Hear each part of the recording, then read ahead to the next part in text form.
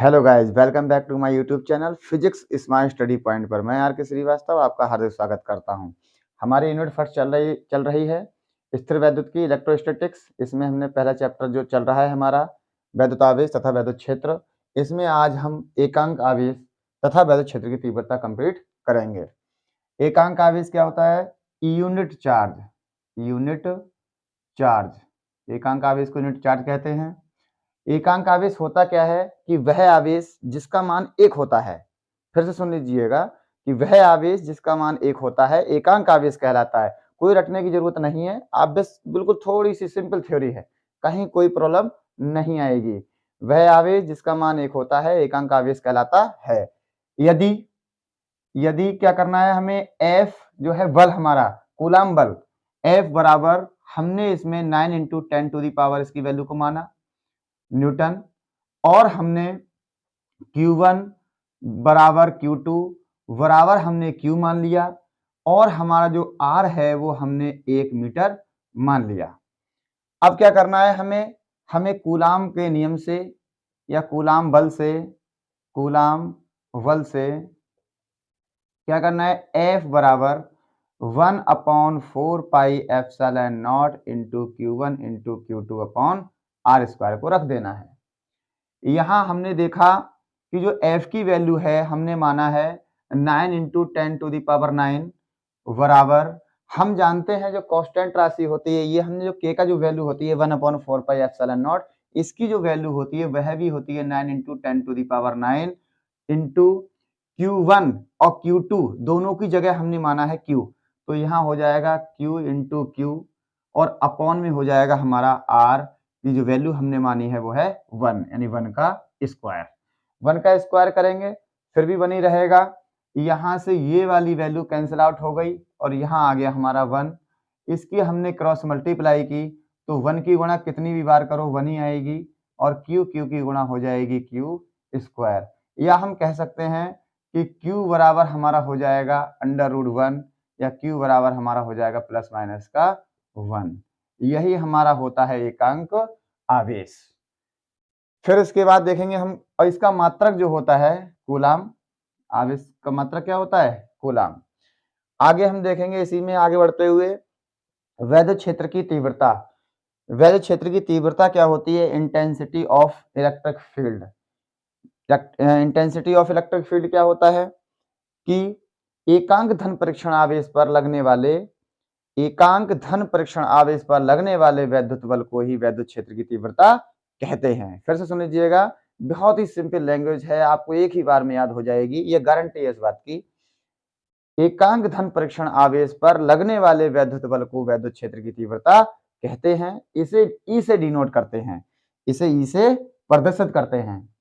फिर देखिएगा, माना धन परीक्षण आवेश Q0 पर लगने वाला वैद्युत बल F हो तो, देखिएगा माना धन परीक्षण आवेश Q0 पर लगने वाला वैद्युत बल F हो तो क्या हो जाएगा, वैद्युत क्षेत्र की तीव्रता E बराबर फॉर्मूला होता है F/Q0। थ्योरी भी हमारी यही कह रही है कि एकांक धन परीक्षण आवेश पर लगने वाले वैद्युत बल को ही वैद्युत क्षेत्र की तीव्रता कहते हैं। यहाँ पर जो इसका मात्रक होगा, वैद्युत क्षेत्र की तीव्रता का मात्रक, वह हो जाएगा हमारा F का मतलब हो गया न्यूटन प्रति, Q0 का मतलब कूलाम, तो न्यूटन प्रति कूलाम क्या होता है, हमारी वैद्युत क्षेत्र की तीव्रता का मात्रक होता है। फिर इस मात्रक की सहायता से ही हम विमा निकाल देंगे। आप जानते हैं कि न्यूटन की जो विमा होती है वह होती है mL/-2, और हमारा अपॉन में दिया है कूलाम की विमा होती है हमारी 80।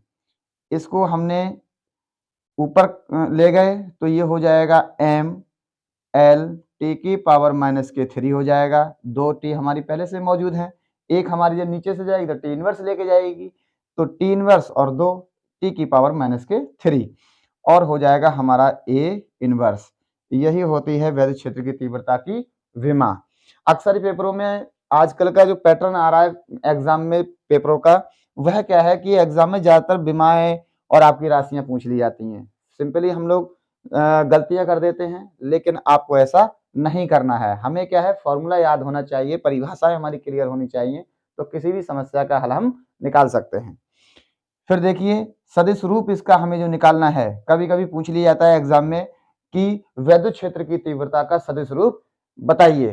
तो वैद्युत क्षेत्र की तीव्रता का सदिश रूप जो होता है हमारा वेक्टर फॉर्म जो होता है हमारा, वो क्या होता है, ई पे हम वेक्टर लगा देंगे बराबर एफ पर हम वेक्टर लगाएंगे और अपॉन हो जाएगा हमारा क्यू नॉट। यही होता है हमारी वैद्युत क्षेत्र की तीव्रता का सदिश रूप।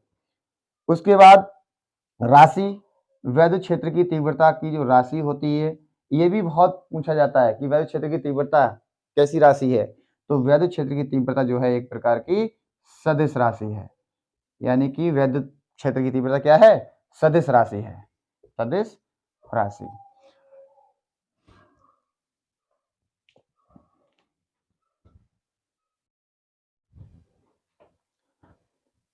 तो इसी क्रम में हम आगे बढ़ते हुए अब हम जो नया पढ़ेंगे वो क्या है हमारा, किसी स्थिर बिंदु आवेश से r दूरी पर वैद्युत क्षेत्र की तीव्रता, या किसी बिंदु आवेश के कारण वैद्युत क्षेत्र की तीव्रता का व्यंजक निकालिए। व्यंजक निकालना सीखेंगे। इसको कहते हैं intensity of electric field due to a point charge. फिर से सुन लीजिएगा, intensity of electric field due to a point charge. यहाँ क्या करना है हमें कि किसी बिंदु आवेश के कारण वैद्युत क्षेत्र की तीव्रता हम निकालते हैं। तो क्या होता है, मान लीजिए यहाँ पे कोई एक क्या है हमारा बिंदु O है और यहां से r दूरी पर, गाइज यहां से r दूरी पर कोई एक बिंदु P है। बिंदु O पर प्लस Q आवेश तथा r दूरी पर जो बिंदु P है जिस पर हमें वैद्युत क्षेत्र की तीव्रता ज्ञात करनी है, वहां पर जो आवेश रखा गया है वह Q नॉट है और इसमें इस पर लगने वाला जो बल है वो क्या है हमारा F है। अब हमें क्या देखना है, हमने जो जैसे डायग्राम बनाया है सेम वैसे लिखना है कि माना, लैंग्वेज बिल्कुल सिंपल है, आप केवल डायग्राम को देखिए और थ्योरी ऑटोमेटिक आप लिख सकते हो, खुद से लिख सकते हो, कोई कठिन नहीं है, कुछ नहीं है। एक बार आपने पढ़ लिया तो आपको याद हो जाएगा, ये गारंटी है इस बात की। माना प्लस क्यू कूलाम का आवेश, देखो प्लस क्यू कूलाम का आवेश एक ऐसे माध्यम में स्थित है जिसका परावैद्युतांक k है। आवेश प्लस क्यू द्वारा उत्पन्न वैद्युत क्षेत्र में बिंदु O से r दूरी पर एक बिंदु P है जिस पर वैद्युत क्षेत्र की तीव्रता ज्ञात करनी है। यहां पर माना किसी स्थिर बिंदु आवेश Q से r दूरी पर धन परीक्षण आवेश Q नॉट हो तो उनके बीच लगने वाला वैद्युत बल। अब देखिए इनके बीच जो लगने वाला जो वैद्युत बल है वह क्या हो जाएगा, F बराबर 1/4πε0 into Q naught upon R square. यहां पर जो Q1 Q2 लिखते थे हम, अब हमने जो आवेश माने हैं अपने वो प्लस Q और Q नॉट को माना है। सॉरी, F बराबर 1/4πε0 into Q into Q naught upon R square. अब क्या करना है हमें, वैद्युत क्षेत्र की तीव्रता हम पढ़ चुके हैं और हमें वैद्युत क्षेत्र की तीव्रता ही चाहिए, इसका व्यंजक चाहिए हमें। तो वैद्युत क्षेत्र की तीव्रता से इसका फॉर्मूला होता है E बराबर F अपॉन Q नॉट। अब हमें क्या करना है, ये इस F का मान हमें यहां रख देना है।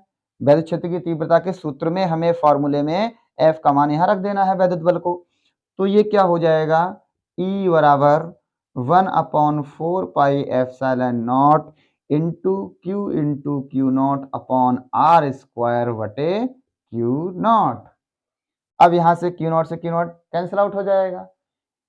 E बराबर 1/4πε0 into Q upon R square. यही हमारा होता है किसी बिंदु आवेश के कारण वैद्युत क्षेत्र की तीव्रता का व्यंजक। वैसे भी आप इसको अगर करना चाहें तो बुक्स में तो बहुत बड़ा लिखा हुआ है और हमारा जो अपना थ्योरी है वो बिल्कुल सिंपल है, सिंपल शब्दों में हमने अपना शुरू किया है ये परिभाषाओं को। इसका जो मात्रक होगा, मात्रक हो जाएगा आपका न्यूटन प्रति कूलाम। बल क्षेत्र की तीव्रता का मात्रक न्यूटन प्रति कूलम ही होता है।